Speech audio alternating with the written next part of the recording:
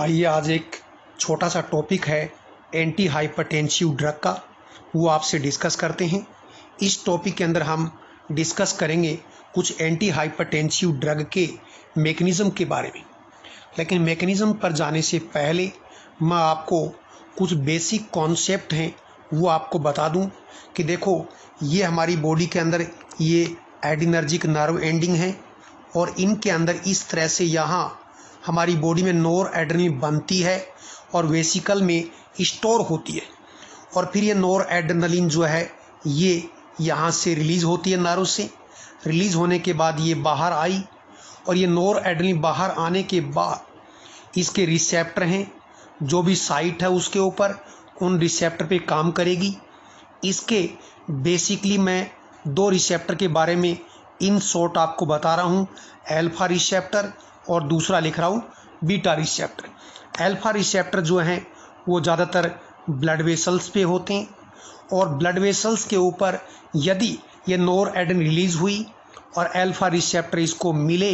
तो ये blood vessel को कॉन्ट्रैक्ट करेगी और ब्लड वेसल कॉन्ट्रैक्ट होंगी तो आपको पता है पेशेंट का या पर्सन का ब्लड प्रेशर क्या है, बढ़ेगा, इंक्रीज होगा। ठीक है। दूसरा पार्ट, ये नोर एड्रेनलिन रिलीज़ हुई और रिलीज़ होने के बाद यदि उस साइट पे बीटा रिसेप्टर हैं, मैं बीटा 1 की बात कर लेता हूँ, जो आपके कहाँ होते हैं, हार्ट में,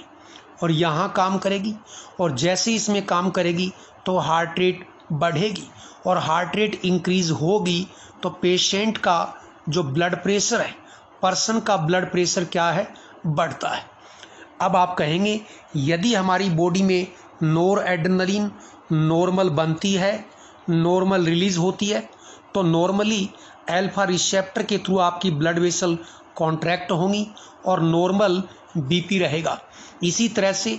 बीटा 1 रिसेप्टर पे काम करेंगी, हार्ट रेट बढ़ेगी, नॉर्मल रहेगी तो नॉर्मल ब्लड प्रेशर आपका रेगुलेट होगा। लेकिन यदि किसी के अंदर नोर एड्रेनलिन का रिलीज ज़्यादा होता हो, इसकी एक्टिविटी ज़्यादा हो, तो अल्फा रिसेप्टर पे और बीटा रिसेप्टर पे इसका एक्शन ज़्यादा आएगा, जिससे ब्लड वेसल के ऊपर यहाँ कॉन्ट्रैक्शन ज़्यादा, तो बीपी ज़्यादा हो जाएगा, हार्ट रेट भी नॉर्मल से ज़्यादा हो जाएगी, ब्लड प्रेशर बढ़ जाएगा। इसलिए हम एंटी हाइपरटेंसिव ड्रग के बारे में डिस्कस कर रहे हैं। दूसरा थोड़ा सा कॉन्सेप्ट आपको और बताएं, जो न्यूरोट्रांसमीटर नोर एड्रेनलिन रिलीज़ हुआ अपने रिसेप्टर के साथ में यहाँ बाइंड हुआ, जो भी अल्फा बीटा रिसेप्टर हैं, और बाइंड होने में कुछ न्यूरोट्रांसमीटर आपका कंज्यूम हो गया, रिमेनिंग जो है वो उसका यहाँ इस तरह से एक्सोनल रीअपटेक हो रहा है और ये नोर एड्रेनलिन यहाँ साइटोप्लाज्म में पहुँची और साइटोप्लाज्म में यहाँ पहुँचते ही इसको एंजाइम मिलेगा मोनो एमिनो ऑक्सीडेज, और ये एंजाइम इसको कुछ एक्सटेंट तक मेटाबोलाइज करेगा और जो बची है उसका वापस से इस वेसिकल के अंदर अपटेक हो जाएगा और यहाँ स्टोर हो जाएगी। और जो न्यूरोट्रांसमीटर आपका जो है रिलीज़ होने के बाद कंज्यूम हुआ, यहाँ माओ एंजाइम से इनएक्टिवेट हुआ, उतना न्यूरोट्रांसमीटर फिर से आपकी बॉडी में क्या है, रीसिंथेसाइज हो जाता है, आपका स्टोर मेंटेन हो गया, फिर से रिलीज होगा। ये प्रोसेस है। अब मैं आपसे बात करने वाला हूँ एंटी हाइपरटेंसिव ड्रग रसरपिन के बारे में, और रसरपिन जो है इस प्रोसेस को रोकती है। और ये प्रोसेस कौन सा है, तो देखो, न्यूरोट्रांसमीटर नोर एड्रेनलिन, इसका ये रीअपटेक हो रहा है, जिसको क्या बोलेंगे, वेसिकुलर रीअपटेक बोलेंगे, क्योंकि अंदर नोर एड्रेनलिन वेसिकल के अंदर स्टोर है। इसलिए आप कह सकते हैं कि रसरपिन कैसे काम करेगी, तो कहेंगे नोर एड्रेनलिन का वेसिकुलर रीअपटेक इनिबिट करेगी, जिससे नोर एड्रेनलिन साइटोप्लाज्म में ज़्यादा रहेगी और वहाँ ये जो माओ एंजाइम है ये इसको डिग्रेड कर देगा। तो ये रसरपिन का मैकेनिज्म। दूसरी ड्रग आती है ग्वानिथिडीन। इसका मैकेनिज्म क्या है, तो ग्वानिथिडीन खुद यहाँ एमिनो ट्रांसपोर्टर होते हैं, उनको क्रॉस करके साइटोप्लाज्म में और फिर इस वेसिकल के अंदर इंटर होगी और वेसिकल में अंदर जाके ग्वानिथिडीन इस वेसिकल के अंदर पहुँचेगी ट्रांसपोर्टर के थ्रू और वहाँ से नोर एड्रेनलिन को बाहर निकालेगी। नोर एड्रेनलिन को वेसिकल से डिस्प्लेस करेगी और जैसे ही नोर एड्रेनलिन वेसिकल से डिस्प्लेस होगी तो इसको बाहर साइटोप्लाज्म में माओ एंजाइम मिलेगा जो इसको डिग्रेड कर देगा और डिग्रेड कर देगा तो इसका अंदर जो स्टोर है वो कम हो जाएगा